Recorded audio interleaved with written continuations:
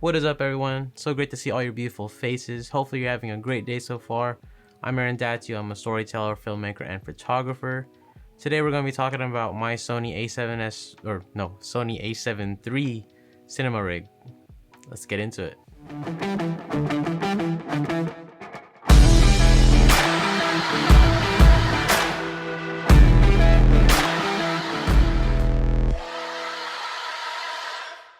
So first things first, let's talk about why you should or shouldn't have a camera rig.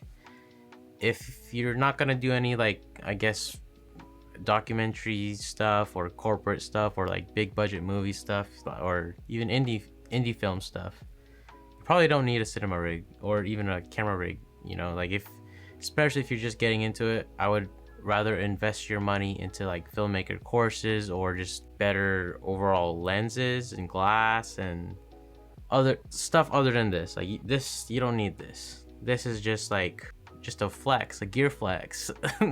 But no, for like all seriousness, like know when you need to actually have a camera rig. Like for me, I know when I'm gonna use this, I know when I'm not. Like if I'm just gonna go to the park with my daughter, I'm not gonna bring this huge thing unless it's for a YouTube video and I'm doing something, which that's a good idea. I might put that in the idea book. You also want to consider why you even need a rig also. Like, what are the benefits that you see in it? Do you want all day battery life?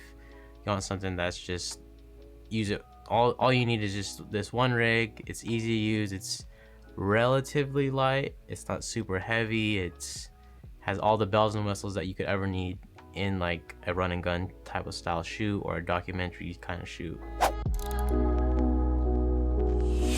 Let's get into what is in my whole camera rig from the bottom up. And all these items and everything, they're all linked in the description below. A lot of them are Amazon links. There's only 2, I believe, that aren't from Amazon that I couldn't find on Amazon, that I specifically had to buy through either through B&H or through the manufacturer itself. But majority of the stuff on here is from SmallRig. So I have the rail block that has a 15mm holes. And then on the rail block I have connected, I think this is the 12-inch 15mm rods, the carbon fiber 15mm rods.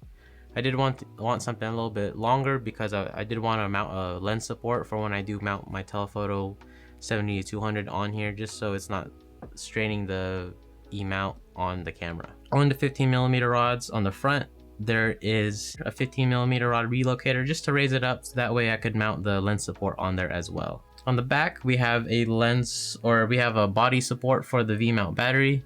That way just to keep the V-mount battery super tight and stable. And then on the very back we have the SmallRig like big base plate, 15mm rod base plate or whatever. Then on the plate itself it has the quick release for the V-mount battery. I didn't go with the V-mount battery plate, the one from like Indie Pro Tools or whatever. I did have some issues, and if you did buy some in the past and you had issues, you probably came along the same issues I did. I decided to go with using a D-tap splitter, 4 splitter. I should have went with the 2 splitter, but hey, like just in case I do want to add like a follow focus in the future, I could have a D-tap port available for that, or like a Teradek or something, you know, a video transmitter. And for the V-mount battery I chose was the 170 watt-hour V-mount battery. I went with the 170 watt-hour one because I wanted something all day. That was just something that was a huge stress relief for me, not having to worry about battery life when I'm trying to focus more on composition, lighting, audio. And then from the D-tap splitter, I have a D-tap to NPFZ 100 dummy battery cable. And then the other cable is for my Ninja V recorder. It's a D-tap to DC locking screw cable. You'll notice like on my V-mount battery I have all kinds of Velcro and all kinds of cables tied up and all that. It's just so it looks cleaner. I don't like having cables sticking out too much, just in case like my clothing or I get stuck on something, it doesn't yank or damage the wire. On the rail block, this is where I mount the camera body on and off, is through a SmallRig drop-in quick release base plate or whatever, and it's compatible with the Manfrotto 502 or 501 quick release plates. This one and the V-mount battery are the ones that I could not find on Amazon, or I did not buy through Amazon. So the main thing on my whole rig is the Sony A7 III. It is attached with a half cage quick release cage. That way I could take off the camera body if I really wanted to strip it down to the bare bones, which I do sometimes if I want to do photos or whatever and I don't have my other camera bodies on me. On this half cage is a HDMI clamp just to securely lock the HDMI cable, and the HDMI cable I have is the Atomos one. I just wanted something that's super reliable. And then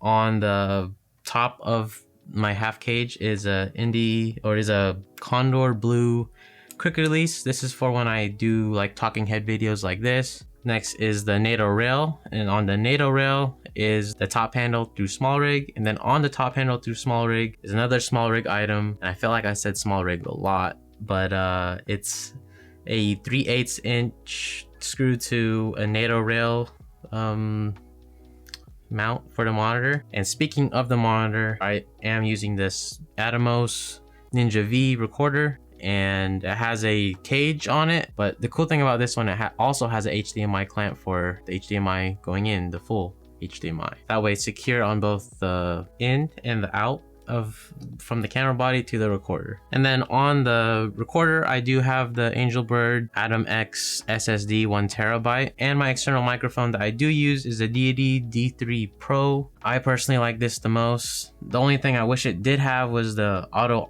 shut on and off that the Rode NTG video mic does have. For the windscreen, I did get the Dead Cat one from Movo. And then for the lens, it really doesn't matter what lens you use. I personally like the look of the 50mm nice happy medium. But on most of my lenses, I do have the Peter McKinnon Polar Pro variable ND. This one's the 6 to 9 stop one. And I also do have a Polar Pro, or not a Polar Pro, I have a Black Pro Mist filter. It's a quarter power one. I would suggest that's like the maximum you go for Pro Mist unless you want something super stylized. And I think that's about it. I mean, that's my Sony A7 III camera rig.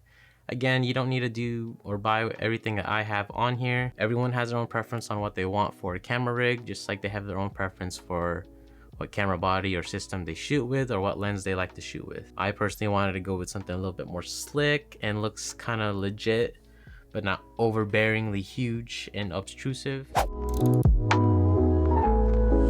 So some of the major pros, again, for this rig specifically: all-day battery life, unlimited recording, stable when you're doing handheld, super mobile. You could carry it however you need to, however you need to stabilize it. Again, you could have it against your chest, you could hold it on your arm if you want to rest it, put it on your shoulder.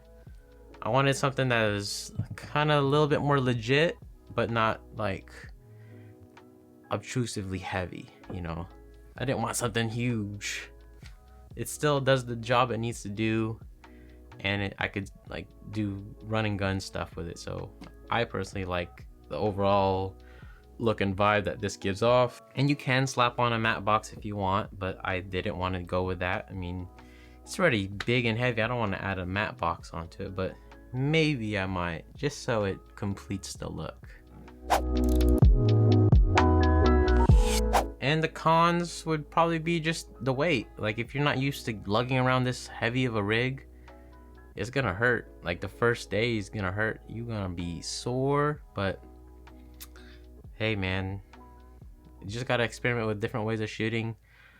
I mean, I've shot weddings in the past where I just used a monopod, or I just went just a camera body, you know, and that's fine too. That works. That's, everyone has their own preference. Like, I've even been considering using an easy rig strap to carry this thing on. Everything changes. Like, this could be different next month.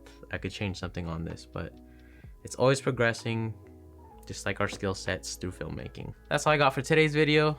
Thank you for watching. Again, all the items are listed down below in the description. And if you guys are wanting something for like a settings of my Sony A7 III, you can't, like, comment down below if you're interested in that.